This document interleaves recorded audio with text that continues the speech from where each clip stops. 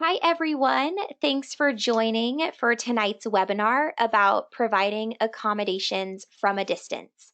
So we are going to dive right in. So when we talk about providing accommodations on Edcite schools, we're going to talk about two ways to really set those accommodations up. You're either setting accommodations up at the assessment level. So this is a setting that is a one-time thing, or this setting is being intentionally turned on for this assessment experience. And the other type of a setting is going to be at the student or group level. And this is going to be if I need these accommodations to follow a student or a set of students to everything they do on Edcite schools, well, on Edcite. So in one example, this first one with the assessment level, I might be turning on text to speech for my math assessment for 7 students.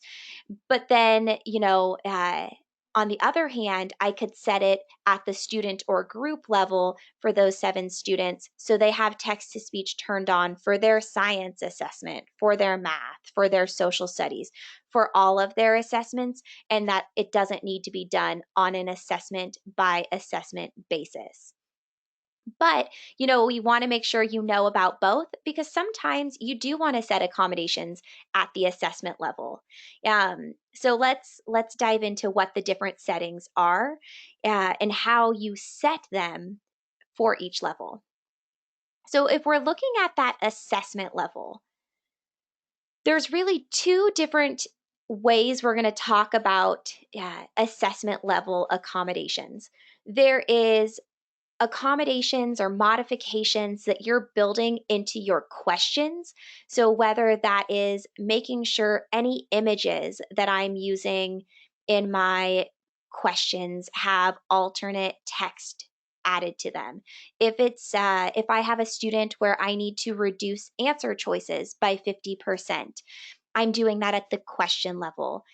If I am adding, a glossary or a word bank as part of an accommodation or modification, I would be doing that at the question level. But at the end of the day, that is part of that single assessment experience. So we're lumping that under the assessment settings discussion.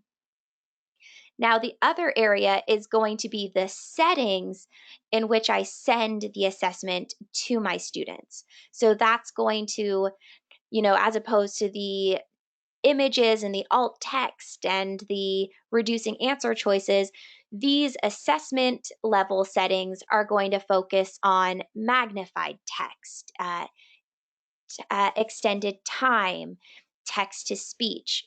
So some of those assessment levels will then be set in the settings gear of the assignment editor. And so just to really emphasize that, in the question level, when I'm reducing answer choices, I'm doing things like using the trash can symbols to eliminate answer choices. Um, I'm going into these pencils to add my images with the alt text included. And we'll go into more of those specifically, but just kind of knowing where on these interfaces I actually set those, I think is really important. And then in the assignment settings, I'm doing all of that within my assignment editor in that settings gear. So there is a gear wheel on the top right corner of the assignment editor. And so when I click on that, I'm able to pull up all of my assignment settings. You'll see it now in the GIF.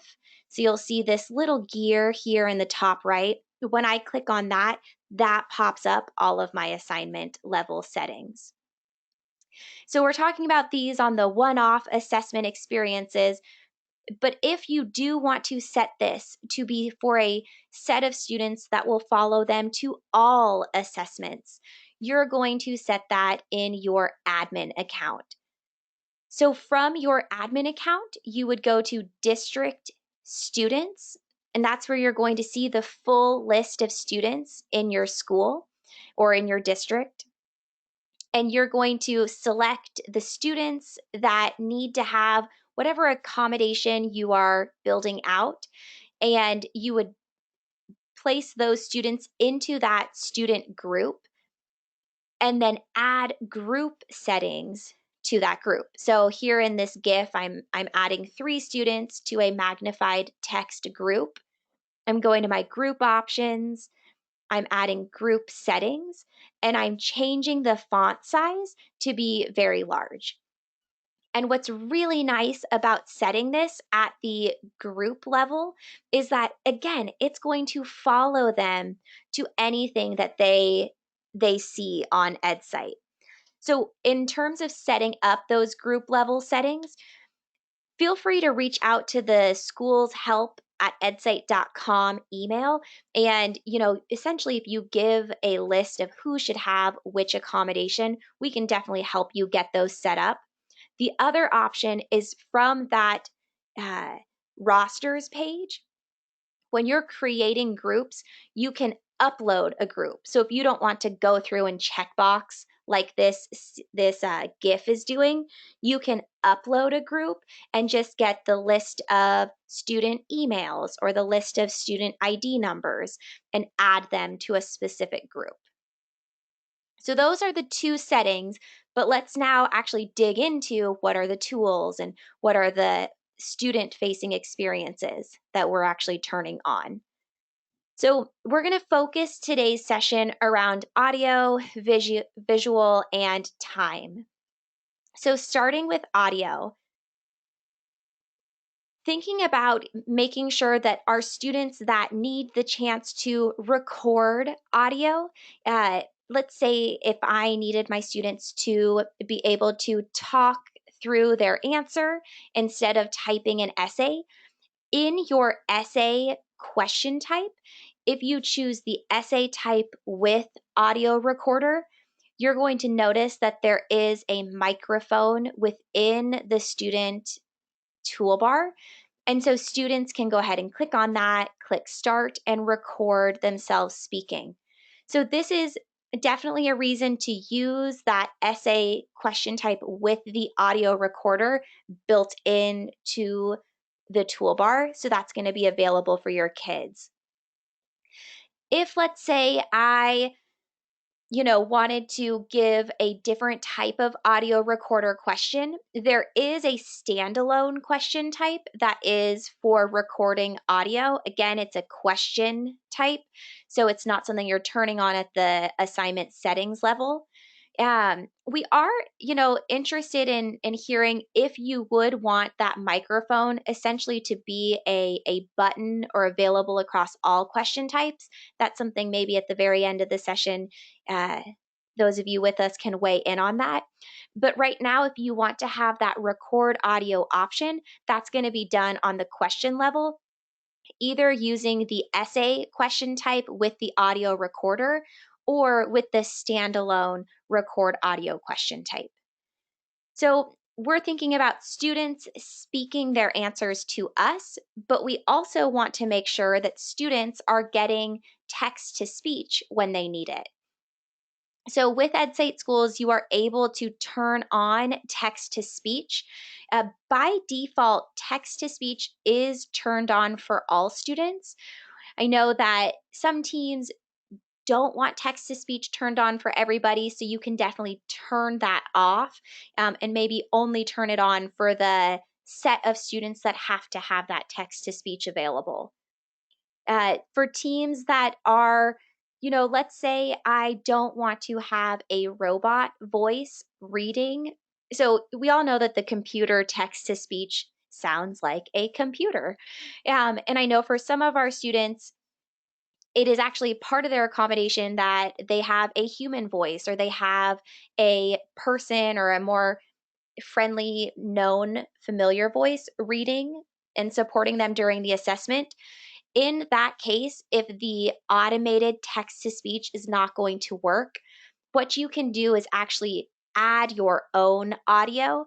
And this would be done the same way that you're adding in pictures or videos. It's in that rich text editor where you can actually record your voice speaking whatever text is there on the page so students can just play that and hear it in a familiar voice.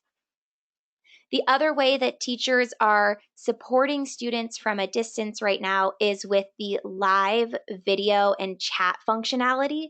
So, with the new real time connect option, I can have my students in the assessment and they can hear me in real time. So, if let's say I don't want to have to record all of the prompts for each question and I don't want to use a computerized voice, I could instead use real time connect to provide that real time uh, read aloud from me in that moment. And so those are going to be your text to speech options. Text to speech for the automated version that we're showing in this GIF. And also in terms of the teacher actually reading during a real time connect, both of those are going to be set at the assessment level. If you are recording yourself and adding your own audio files, those would be done question by question. So, those are the main audio features that we're talking about for supporting students at a distance. In terms of visual, we want to make sure that students have access to magnified text. And so that is something, again, that you can set at the assessment level. That's not done on a question by question basis. Now, if you, let's say, I can't really think of an example of where you would only want magnified text in one subject area or on one assessment. So, more often than not, I'm going to guess that your magnified text could definitely be set at the group or student level to follow them to every assessment that they're taking. So, magnified text is an option and definitely one that I would recommend setting at that student or group level. Moving along. Again, when adding in pictures, just making sure that we do have alternate text added. So whenever you are in the image library or you are adding an image, every image has a box to type in whatever should be read if there is read aloud going on for that section, and it's going to read whatever is in that picture. So adding in your alternate text is just really important for making sure that all of our kids can access whatever is in that photo or picture. In terms of time, so Edcite added in the feature over the spring for a timer. And as soon as we added in the timer feature, people started asking about extended time. So one of the things with Edcite Schools is, again, you can set a setting at an assessment level, but it will always be overridden by anything at the student or group level. So if a teacher says that this equivalent fractions assessment should, will kids get 90 minutes to take it, that's it. But I have a student that has unlimited time or extended time, then I don't want their assessment to be submitted at the end of 90 minutes. I need to make sure that the group level setting is overriding it. So what you would do is, in the group level settings, you would turn on the time limit, but you would add a different time. So, one of the limitations right now, because I know oftentimes extended time is done for like 1.5 times or twice as long. Um, Currently, with the new version, because this is pretty new with the timer, you have to actually set a time limit. So, the workaround I'm suggesting for teams is that if you have to give unlimited time, that at the group level, you just put a really high number of minutes. So I would go into that group level setting, turn on enforced time limit. So it would be overriding whatever teachers are putting. And I would be putting something in here like 900 minutes, because no child will be working on this for more than 900 minutes. So what you can do is you can just set it for a really high high number, and that's going to override whatever number teachers are putting as timers on their assessment. Now, you might not have teachers using the timer feature, and so if that is the case, this becomes less important and you can just monitor it more directly yourself.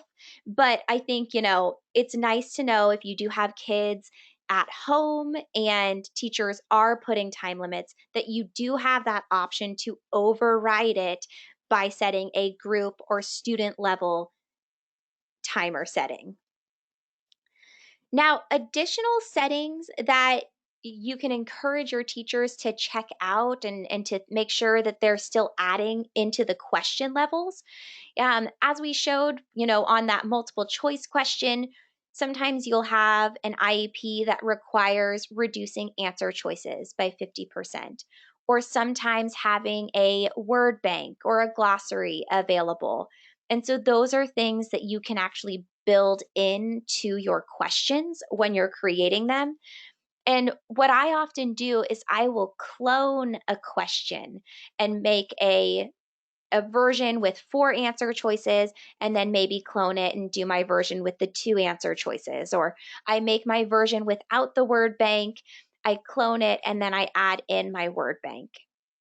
So those are just ways that you can clone a question or save a copy of, and then make your additional adjustments to make sure you are meeting the needs of all of your kids.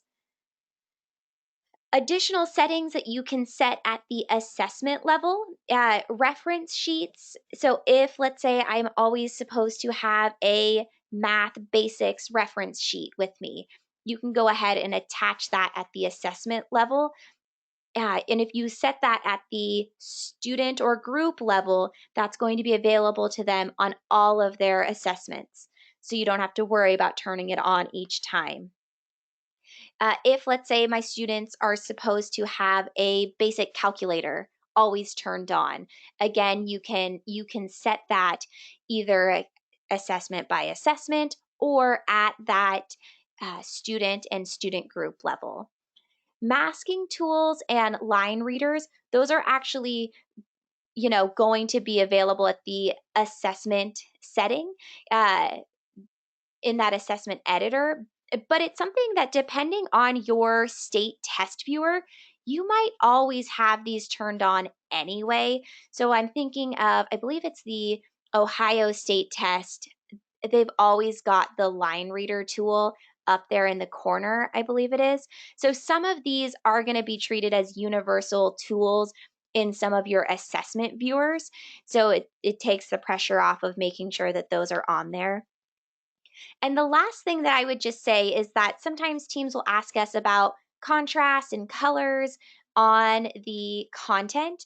And while we definitely want to encourage teams to make sure when you're building your questions that you're using colors and fonts that are easy to read for all students or accessible to students, but if you need to adjust the contrast, that's usually done at the device level. So you can go into your device settings and adjust whatever the contrast and color scheme of the screen is going to be. So that's not actually something you would do on Edcite as a setting. That's usually something you do on the device, but it works when you're taking your Edcite assessments. And so we are actually going to kind of wrap it up there. I guess where I will wrap up this recording is just to say that for any team that would like help in getting those student groups set up, you can send an email to schoolshelp@edcite.com, and we can definitely help you in terms of getting either a sheet of all of the students that should have magnified text and getting that uploaded for you, or if you need some help getting that extended time turned on and going through that, we can assist you with that too. So this one is nice and to the point, so I'm going to go ahead and turn off the recording, but please feel free to reach out with any additional questions. Thanks so much.